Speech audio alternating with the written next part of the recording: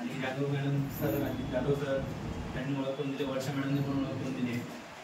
तर माझं हे म्हणणं आहे की MI नॅशनलमध्ये मी येणार नव्हतो. पहिली गोष्ट, मला हे 3 वर्षापासून जेव्हा कोरोना आला होता तेव्हा हे माझे कस्टमर होते, हे दोघं जण. तर मी रेशनच्या दुकानावरती कामाला होतो आणि मला ह्याच्याबद्दल काही इंटरेस्ट नव्हता. तर पप्पा आजारी पडले, त्याच्यानंतर मग हळूहळू मला समजलं की MI लाईफस्टाईलमध्ये काय होतं.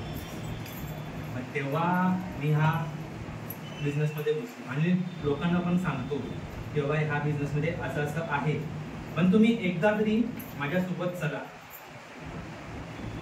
तर लोक बोलतात निगेटिव्हिटी, सरांनी सांगितलं आताप्रमाणे, त्याप्रमाणे लोक निगेटिव्हिटी सांगत होते. मग त्यांच्याप्रमाणे सर सांगितलं होतं की आता सरांनी सांगितलं की कसं बोलायचं, त्याप्रमाणे माझी ट्रिक चालू होती.